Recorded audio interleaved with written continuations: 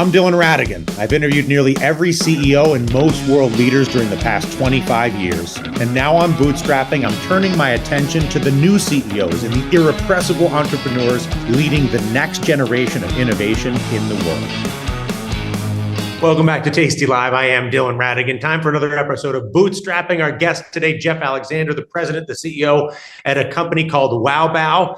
If there was ever a case of imperial expansion around a relatively simple food, which I'm kind of curious how so much could be done, I won't say with so little, but with what amounts to I don't know, insult Jeff, but an exotic dumpling of sorts. An exotic dumpling that seems to have, given them. So anyway, tell everybody what you're doing. I want to give us a size and scope. I mean, this company started small and now you're in thousands and thousands. Give me your size and scope. Sure. So thank you. Appreciate you having me. So what's important to realize when we talk about thousands and growth and so on is that it's a team effort and it's a team win. So we're a 20-year-old restaurant brand. On August 22nd of this year, we'll celebrate our 20th anniversary at our original location at the Water Tower Place here in Chicago. Over the last 20 years, Wow gotten involved with brick and mortar. We've done a number of stores. We've done airports, college campuses, sports stadiums. We've done the virtual restaurant where we've partnered with 700 different locations between the US and Canada with other operators selling our food. We're inside grocery stores. We're inside sushi counters. And we even have hot food vending machines across 200 different machines deployed across the country right now. And so, because of at least the written description, and I know that you re-characterize this, but describes it as a virtual restaurant, which can make my like, well, hang on, does a virtual restaurant sell real food? What's a virtual restaurant, and how does it turn into real food? Sure. So for our virtual restaurant, yes, it's 100% real food. What we've done is we've taken our food that we've been serving in Chicago for years now and made it available to other restaurants to purchase through distribution channels. So we have partners who help us with the food. We put in distribution for restaurants to purchase. And then inside their restaurant, they are making it to order and serving it as Wow. So on the delivery apps, Uber, DoorDash, Grubhub across the United States and Canada, you open it up, you see Wow in your local city, and you're ordering it. It's not actually coming from our restaurant, but it's coming from one of our partners. So I could be anywhere, not anywhere, but many, many places and pull a Wow menu down and get I was going to say no Montana, no South Dakota, no Hawaii. Aside from that, you can pretty much get it.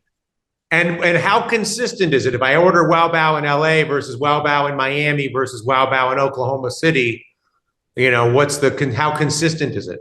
So the product is 100% identical, 100% identical. Now, I'd be a fool to say that it's going to be guaranteed to be 100% consistent every time, but it should be. There's no reason why it's not. I mean, basically, the operator, who's the restaurant is serving it, has to boil water to create steam and serve our product. It's as simple as that. Now, if they decide to not steam it long enough or steam it too much or not use the right packaging, that could affect it. And that's operational. And that happens. I'm not immune to that. And we work with the operator and make sure it's correct.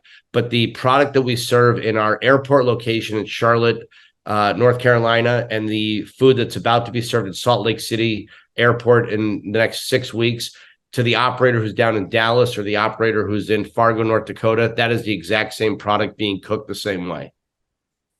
So as I listen to you and sort of think about, what you're describing, I'm going to operate on a couple of assumptions. One, I'm going to assume the Wow dumpling is amazingly good. Okay. Good assumption. Yeah. But I'm also going to tell you there's many, many, many thousands of restaurants in this world that make amazingly good food. Yep. And I'll even say there's many, many thousands of restaurants that make amazingly good dumplings of some kind. Sure. None of them have accomplished anything like the branding scale, this sort of thing. So clearly your success is not purely a function of the product. Maybe the product quality and consistency is a prerequisite to have an opportunity to try to do what Wow has done. But clearly having a great product, a great dumpling in your case, is not sufficient to become a global dumpling kingpin as you have become. And so there's something else that you have done, and I think you probably touched on it, which is it's part of it's in the team building and the hierarchy and the sort of that the culture for sure is probably the most important thing. But I'm also imagining there are things that you've done on branding with the Wow Bao name and on logistics that you have learned and figured out that other people have not. And I'm curious how you like, why is your great dumpling the global kingpin dumpling when I can point to 5 or 10 or 100 other dumplings that are equally awesome? Yeah, and it's a great question. And look, I'm not going to stand on soapbox and say that everyone else is terrible and we're the only good one. That's not fair. And I believe in the adage that a rising tide lifts all boats. So the more people serving the food, the more people are getting to eat the food. Now, bao is different. There are not a lot of restaurants doing bao. Now, we have dumplings, we have pot stickers. You'll find that in most Chinese restaurants and a lot of other types of restaurants as well. But bao is very specific, and not a lot of people are actually serving that. And those that are serving it are doing the more of the open face, like an Asian taco, where they're taking the open face and they're putting ingredients in. Ours is more like a tennis ball, where it's fully enclosed and you get to eat it like an Asian slider. Now, what we've done differently over the years is we've acknowledged that we have a product that most people cannot create or recreate. We've acknowledged that we have a product that has been around for thousands of years, that billions of people have been eating it for that during that time. So we are not the creator of it, but we found a way to transport it and get it to as many people as possible. We've been very good about getting into supply chain and making it available to other restaurants to purchase. We made it extremely easy for the restaurant to execute by just doing stovetop steaming. In fact, in the coming weeks, we're going to be launching with a major retailer in 3,000 plus locations. And we're going to be in over 6,000 grocery stores in the next 6 weeks. And the reason for that is the simplicity for the person at home to make it and the transportation and portability of the product. So what we've done is we've taken something that's been in existence and got it into people's hands. What's interesting is the very first year that Wow Bao existed, there's a story. Richard Melman, the founder of Let Us Entertain You, which created Wow Bao as a concept, supposedly gave away 50,000 bao that year just to get food in people's hands so they could see how great it is. Fast forward to 2011, we as Wow Bao had a booth at Lollapalooza. It's a 100,000 person a day music festival. It used to be 3 days. Now it's 4 days. We just wrapped up 3 days last week, having done it again. And it was our most successful year ever. But that first year, nobody knew what it was. Everyone's like, what am I eating? I don't understand what this is. Next year in 2012, everybody came back hoping we were going to be there and saying we were their favorite festival food. So what we've done is we've made bao accessible to people, which is not what's happened in the past. And that's self-evident. What's interesting for me is how that was done. Where were the key inflection points? It's almost like, you can talk to Howard Schultz. Like there's lots of people that make great cups of coffee. And Starbucks didn't invent coffee. And Starbucks may have a good cup of coffee. Some people might think it's a great cup of coffee. But again, they're not the only one with good or great coffee. But Howard Schultz and Starbucks figured out how to create, and not only, I'm not just the marketing, they figured out the supply chain, the logistics, the storefront, the payment system, the taxes, all the misery and the front end. And clearly, that's what's happened here. And I'm interested in sort of the inflection points between one store, that initial giveaway. There's got to be a few different inflection points on the way. Yeah. Excuse me. No, you're fine. So that's a great question. And there's probably 2 or 3 answers to that. The first is I joined Let Us Entertain You. It's a restaurant group here in Chicago, started in 1993 with them. The company started in 1971. And I worked on a number of different brands. And I took Wow Bao over in 2009. And at the time, we had 3 restaurants. Now, Let Us is a privately held restaurant group that only has access to so much capital. But today, there sits 72 partners in that company. I'm one of the 72. And everybody wants access to the capital so they can go grow their company. They can go grow their restaurant. Well, when you don't have access to capital, which I did not have, you have to find ways to grow your business. You have a responsibility to the team, to the investors, to your partners, and to yourself to grow. So when you don't have access to capital, what do? I became the first. Through Wow Bao, we became the first Let Us Entertain You brand to join an airport. So that's the first inflection. The second inflection was we got heavily involved in technology. In 2010, we had self-ordering kiosks. Now, that was ATMs, airports to check in, and movie theaters. That was the only self-ordering kiosks in the world in 2010. Now it's everywhere, but we had those. We did mobile ordering, which sounds silly today because everyone is mobile ordering, but in 2010, people didn't do that. And we got heavily involved in social media back in the early days. We got recognized in 2013 from the Food Channel as one of the top 20 most socially influential restaurants. We had 3 restaurants. On the top of the list was Starbucks, Dunkin' Donuts, McDonald's, Taco Bell, and there was us in that top 20 and only 3 restaurants. So by doing technology as a way to help the experience, that got us a lot of press, that got our name out there, that got us being thought as a thought leader. The social media, the way that we adopted to Twitter and Instagram before anybody else did. The other thing is in 2015, we became the 3rd restaurant in Chicago to partner with DoorDash and Uber Eats. So we jumped on delivery before anybody. So we got involved in all these different vehicles, these different ways of as the restaurant industry was expanding to do something. Fast forward to 2019, we had an idea because of our supply chain and the ease of the food that we thought about, like the mom and pop coffee shop that only has 2 day parts and they could sell our food out their back door. We thought about the hotel that has a full on rooms kitchen doing room service, but no one's running room service. They could do our food. So we started talking to people about, hey, why don't you sell our food as a virtual restaurant in 2019? Fast forward to March of 2020, when the world shut down, we were set up with supply chain and third-party delivery and, had a market and so on. And we launched 700 locations in less than 36 months. I mean, that is ridiculous growth. That is hockey stick, unheard of growth. So again, that was a way for us to continue to find partners to keep getting the food out there. And that's sort of been, but even so, I mean, that's all amazing. And that I say has some logic to it. And, obviously, I'm not going to, it can't be like what you did was incredible, right? You were early on tech, like everything you just described was like, great job, right? Like amazing, whatever, great job. But still, you have to then make all that, you have to consistently produce God knows how many hundreds of thousands of these bao and have the quality remain the same, have the quality be consistent, have access to the flour, have access to the beef or the pork or whatever, the vegetables, whatever's going on inside of these things. Did you find, how difficult was it to accommodate the demand on the factory side once you sort of wired up this crazy distribution? And that's a very key component. So pre-pandemic, we had one partner who was really our manufacturer for all of this. Coming out of the pandemic, now we have 5. So we're at like 30% of our overall capability. We have plenty of co-packing available to continue not only to reach our demand. We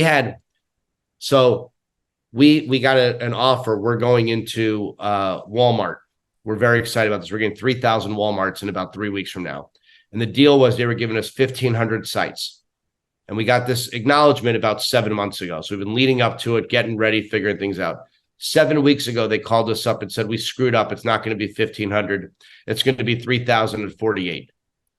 Great problem to have. But to your point, now you got to be able to produce the food.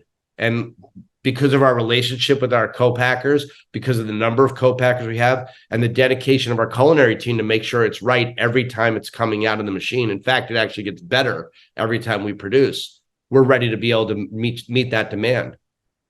But did you find was there ever a moment where you felt the product quality itself was going down as you were scaling, that it was diminished? Luckily, no. However, as you're turning on additional co-packers, there are going to be bumps in the road.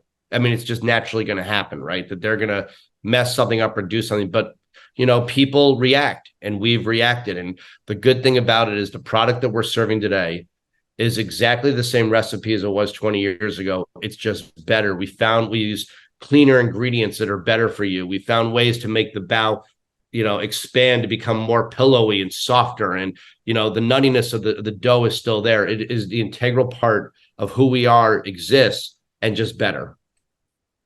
So let's cut to the essential question, which was the unintended insult that I offered at the very beginning, which is, what's the difference between a bao and a dumpling? Sure. So it's a number of different things. It's partly the wrapper. Dumpling's more of a wonton wrapper that you then steam, or you can put on pan seared to make it a pot sticker. But the bao is more of a soft, fluffy white bread. the pillows and expands as you steam it. The bao is about the size of your fist, and you get probably going to be 4 or 5 bites to get through with meat and vegetables are all inside, and it's one thing to enjoy. Versus the dumpling is probably more about the size of your middle or ring finger, and you usually have a dipping sauce with it. So, and look, there's other things out there. There's shumai. There's many different. But the bao is the biggest of the genre. Like Yes. shumai is a little one, and dumpling everybody knows. The bao is the biggest of the group of that type of that genre. 100%. And what's interesting is since we've grown now between the number of groceries that we're working with, the number of virtual partners that we have, right? All the different ways we've grown. We believe at this moment we're the largest dumpling house in America. We are producing more dumplings than anybody else and have more people enjoying our food than any other Asian restaurant out there at this time. Yeah, I mean, I could see. I'm in no position to dispute that, but by certainly the scale of the numbers you're offering, wouldn't surprise me if that was true. Have you been tempted? Are you tempted? Maybe you already are. Like, is there a moment where you're thinking to yourself, "Gosh, this is going so well with the bao, or the wow bao. Let's do some other." To deviate basically from your bread and butter and say, well, since we're already in all these stores, we might as well sell them, whatever, lo mein, or we might as well sell them whatever. We have other ideas to put into the consumer packaged goods portfolio. We have other things that are on the horizon for it. I think we need to get to a certain size of scale before we introduce the next thing for that. As far as for our menus that are in our restaurants and for our virtual partners, we are constantly adding new food and new opportunities. In the last 18 months, we've introduced egg rolls, fried rice, a classic orange chicken. So we're constantly innovating. You have to do that as a restaurant, right? I mean, coming out of Let Us Entertain You, it is food first, always and forever. So you always have to find something new to keep your guest hungry for, so to speak. From the consumer packaged goods side, it's not as easy, right? Because it's in the grocery space, it's all movement of that one product. And if you want to go from 1 bao flavor to 6 bao flavors, that's a lot of movement that you have to go to have people keep buying that flavor. So we have 3 core products that are in the consumer packaged goods: our teriyaki chicken, our barbecue pork, and our spicy beef. In about 4 weeks, we're coming out with our cheeseburger. And hopefully, fingers crossed, by the end of the year, or at least early Q1, we're going to do our chocolate lava or molten chocolate lava as a dessert in the grocery.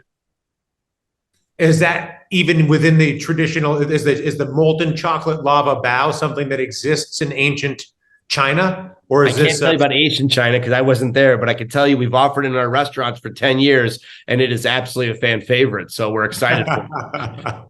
So whatever they were doing in China doesn't matter because, the last 10 years in America, that the chocolate bao is a home run. I don't know if they even had cheeseburger in ancient China, but again, the response that we're getting for it from what we're selling means that we think we hit on something. But look, to your point is important, right? We do our best. Our core flavors are authentic flavors and with traditional cooking ingredients to Asian heritage. That is important to us for what we're doing. We also recognize that there is, Americanization to food, and people want what they're accustomed to. So look, we're not running around and sticking macaroni and cheese inside of a bao. We're not running around sticking, whatever inside of it. We are playing with flavors. We are playing with other ideas that we think middle of America would enjoy and will work. And we counteract that at the same time with what is the next Asian flavor we're bringing out. Right. So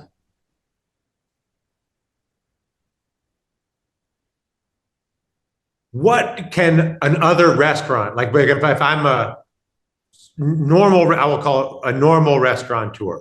So meaning somebody who has one restaurant, maybe I've got 3 restaurants. And I say this from the perspective of somebody I've invested in restaurants. I have had friends with many I have familiarity with what I'll call the small city restaurant. All these ones that I was involved were in New York City. There's not a single one of them that doesn't have one person involved with the restaurant who's not really ambitious, even if everybody involved is not ambitious. But there's always one person who's like, this is great. We should be doing this all over the city, or we should be doing this all over the state, or we should be doing, the ambition to scale in the restaurant business, whether it's with the restaurant itself or whether it's a specific food item, is almost a universal principle of the restaurant industry. What can those people learn from what you did that increases the chance that they, with their restaurant, might be able, maybe not to grow to the same degree that Wow Bao has, but to grow more than they might otherwise? Yeah, look, it's a great question. And let's remember one thing. In 2 weeks, we celebrate our 20th anniversary, right? This is not, we are not an overnight sensation by any means. We planned, we worked, we did diligence. What I've learned, the most important thing to do is it's two things. Number one, if you're the leader and it's important to you, it becomes important to everyone else. Like if cleanliness is important to you, the whole restaurant's always going to be clean. If you don't care about cleanliness, then the bathroom's never clean, right? So if you believe in that idea, if you believe in delivery, if you believe in carryout, if you believe in CPG, if you believe in whatever it is you believe in, then the team will believe in it too. That's number one. But number two is it's all a business, right? You can't, oh, let's just do carryout and you're going to do a crappy job of serving food to go. Oh, I want to turn on delivery. Well, you can't just turn on delivery. Does your packaging keep the food cold? Are you serving food that travels well, right? It all has to be a business. Somebody in the restaurant has to own that piece of the business and says, I'm going to make sure we hit it out of the park under my watch. And what I've been very successful, and I said it earlier, is a team win. I have a great team. I have somebody whose job is business development, and they chase the airports and the sports stadiums and the college campuses to win those accounts for us. I have an unbelievably culinary team who make sure the food is right every time, and a great ops team that makes sure that we launch those airports great. I have a fantastic supply chain team who's taken over the consumer packaged goods business and partner with a broker now to get us into as many grocery stores as possible. It cannot be one person saying, I want to get this done. You can have that person, which is me, I want to get it done, but you have to recognize you can't do everything, because if you try to focus on that part of the business, this part's going to slip. So you need to find great people and get them to do that and let them do their job. Jeff Alexander is the boss. Never say wow without saying bow is apparently the rule. He's the boss at Wow Bao. You're watching Bootstrapping. I'm Dylan Radigan. More Tasty Live right after this.